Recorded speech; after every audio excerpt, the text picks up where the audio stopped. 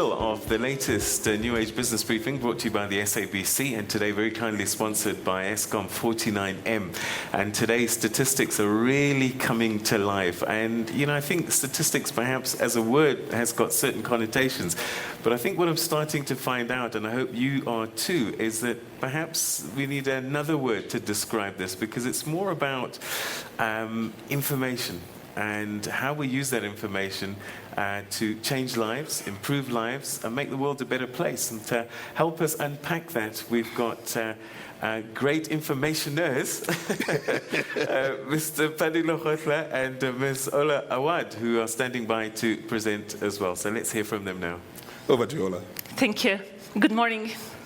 Well, I'm really very honored as a Palestinian to be among you here in South Africa and to present the Palestine story in the 6S power. We're talking about struggle, solidarity, we're talking about skills, the role of statistics for sustainable society. If I want to talk about Palestine, we are talking about 12 million inhabitants all over the world, inside Palestine and outside Palestine. We have actually the women in Palestine, inside Palestine, is the one who are actually playing a major role in the struggle, in the solidarity, in statistics, which I'm representing now, and also in developing our sustainable society. So let's talk about the history first. Prior to 1948, Palestine, the historical Palestine was actually an agricultural land, and 100% of the area was actually an agricultural land. And the agriculture sector plays the major role in the economic growth at that time. 80% of the people inside Palestine was relying on agriculture and was working actually in agriculture. When we move towards the years, the first occupation, which was in 1948, and then we moved to 1967, and Palestine has been actually diminished by in land in the area in one perspective, and it was also within the agriculture sector, which was playing the major role in the economic growth, was diminishing to having it to just 1/6% of the economic growth compared to more than 25 to 35% prior to 1948. I want to talk about also Gaza, which is part of Palestine. It has actually moved after even 1967.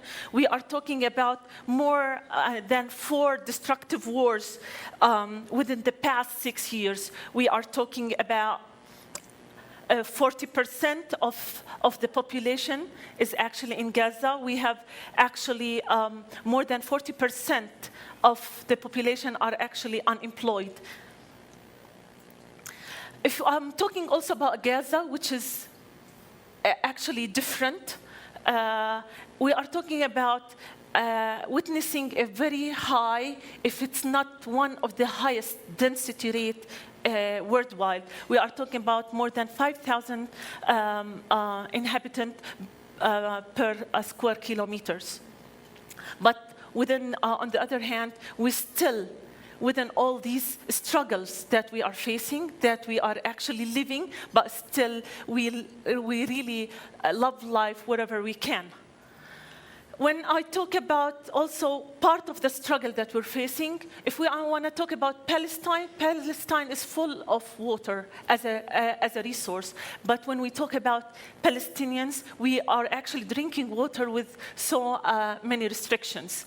I'm talking about 85% of our water resources under the Israeli occupation control, and 50% is under the Palestinian one. We are talking about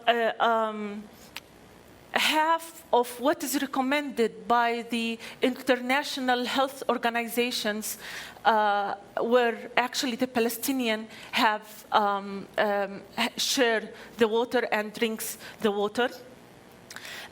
if I talk about, if I want to compare, I'm talking about it's more than 4 to 5 times the Israeli share compared to the Palestinian share in water, and it's also diminishing by time. It's just shrinking. Our cancer in Palestine is actually the settlements. Palestine is actually the number of actually settlements, it's increasing in Palestine. We are talking about more than 413 settlements with more than 600,000 settlers, and it's also within the time, it's also actually increasing and taking more than 40% of the Palestinian land, which is within the 1967 borders. And if I want to compare actually Jerusalem city, which is the capital of Palestine, we can compare 6 settlers out of 10 inside the Jerusalem compared with 4 Palestinians. And the problem when we talk about settlements, with all what is going on and with all what has been stated on the peace process, it's actually increasing. If I want to go within the time series, it started by within 1993, at the time where we had actually the peace process. It was around 268,000 settlement, and it has been expanded up to 2014 to up towards about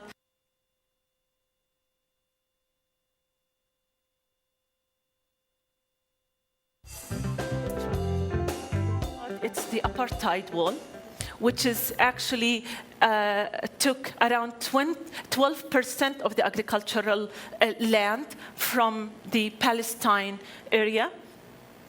And we are talking about 770 kilometers, the length of the apartheid wall. If I want to just take one example about, for example, the Qalqilia city, it became like a prison with around 51,000 Palestinians living in Qalqilia city, where it is surrounded and built by the apartheid wall. The history of South Africa mirrors very much the history of Palestine. 1910, the establishment of the Union. In that establishment of the Union, this is what happened, the Union of South Africa, Transvaal, Natal, Cape of Good Hope, and the Free State. In that history of the Union, we saw in 1948 the creation of apartheid itself. In the creation of apartheid, many laws were established, including the notorious Education Act, the notorious Land Act that followed the action of the Union, and the creation of apartheid in 1948.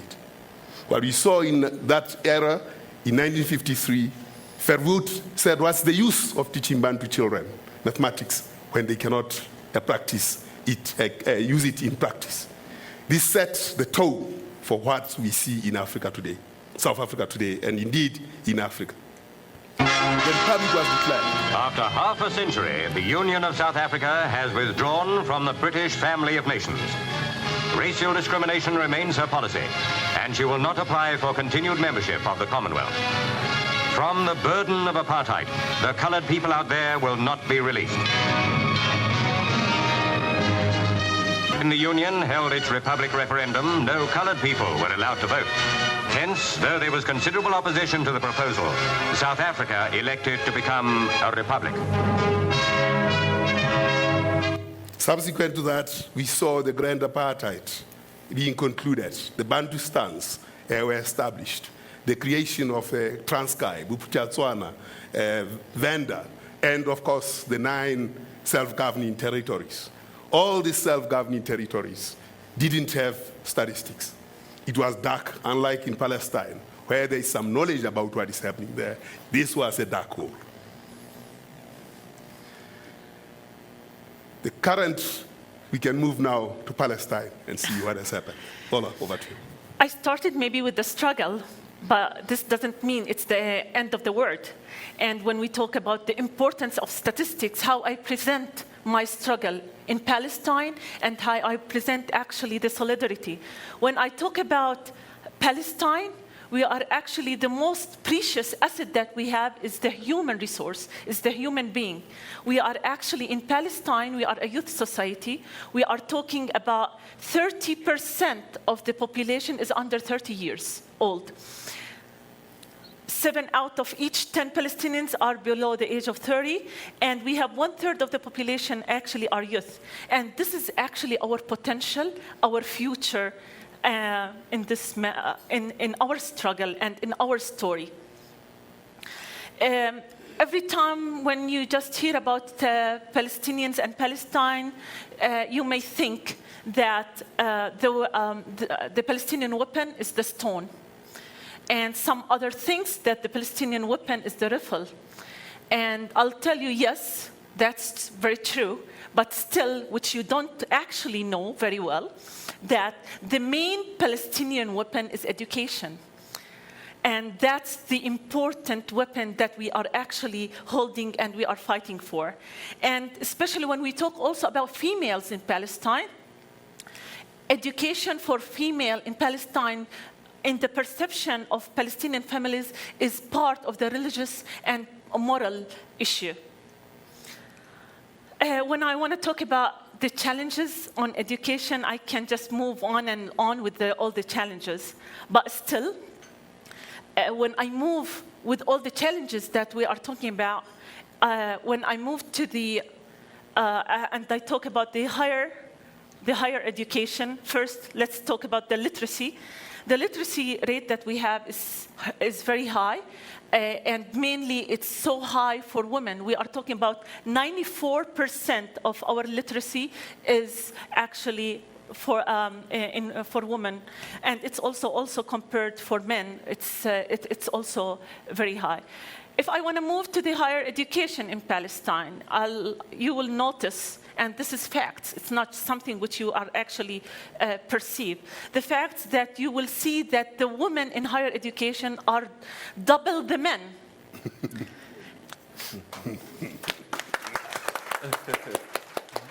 And if I want to talk about the adult literacy female, we are talking about 94% of women over 15 can read and write. And also, when we talk about woman for us actually plays a really major role in all aspects. She's the woman, she's the mother, she's the poet, she's the doctor, she's the teacher, she's everything, and she's a fighter, and she's actually playing a really major role also in the decision-making process. If I want to talk about the local government and in the localities, you will see actually 1/4 are actually represented women in the local government and in the local authorities. And they were actually, what we call it, they were elected and they weren't actually appointed, and that's the most important part.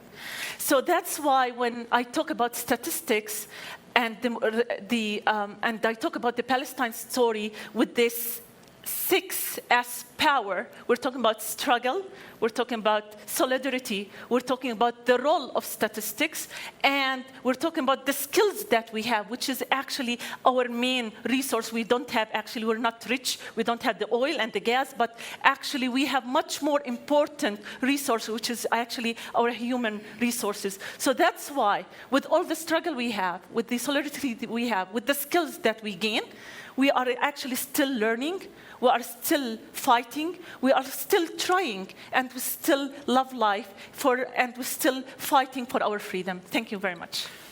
The story of South Africa continues from where Palestine ends. The current and the future came 1994. South Africa became independent and threw away the yoke of apartheid. In that yoke of apartheid, we managed to run a census in 1996, and it was Mandela who receiving the results. With which we can work. Numbers that count for the nation. It will take time to absorb the full detail of this intricate picture of our complex society.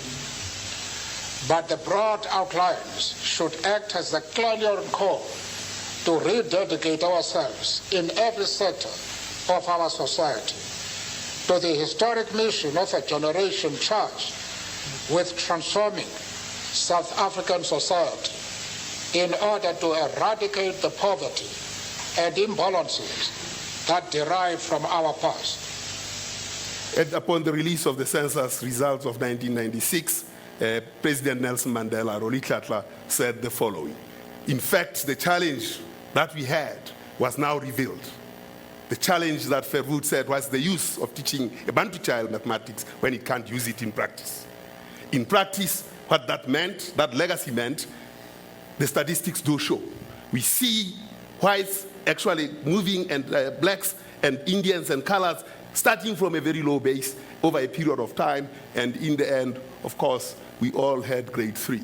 When you look at these numbers in terms of education, graduation, in terms of degrees, and the numbers show a very different picture. You can see here when Verwoerd said those words in 1953, what happened? The major change occurred amongst the Indians because they started teaching themselves. The colors and the Africans remained at the bottom. And the consequence of that, 1953 statement of Verwoerd, follows, present that in the following. We see youth unemployment, about 49%, because they are not educated. We see how the NDP came into being, prospecting on what we should be in 2030, and the reality where we are now. And this is the challenge that South Africa has to face and resolve. We can see how the youth, compared to the adults, what the youth unemployment is, what the 30% for 25 to 34, and of course, overall 35% compared to unemployment for adults. What then is next? What we see next is that we have youth who are not in employment or in education, that are facing a very bleak future,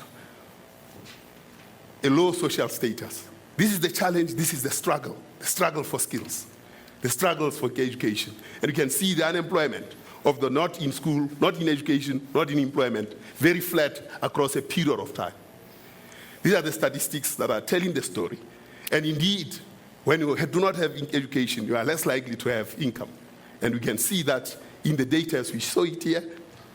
When you don't have schooling, your ability to have income is very low. 80% of the time you will not have income. When you have a bachelor's degree, actually that reduces to 20%. This is the situation that we are in. In fact, when we start breaking this by race, you can see that in 1994, this is here we see a colored race, Indian race, white race, and Africans.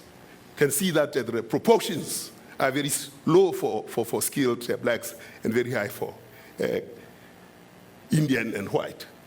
What has happened since 1994? What we see since 1994 is that the proportion of whites, the proportion of Indians increased in this skill level, but the proportion of blacks actually reduced. This is the struggle. This is the struggle for skill. This is the struggle for education. This is the struggle we face for the future. So, in the end, what do we see? We see that the blacks, as a proportion of themselves in their population group, have actually stagnated, in fact regressed, while whites and Indians have moved forward. This is the struggle for the future. But this is not the defining moment for South Africa. The defining moment, when we look at growth in terms of supply of services, electricity, for instance, a lot has been done over that. In water, we can see over time, a lot has been done there as well. And indeed, when we look at the Sustainable Development Goals, the challenges do remain. We've got the National Development Plan, Agenda 2063. All these have to be met in order to achieve a better life. And this is the nature of the struggle.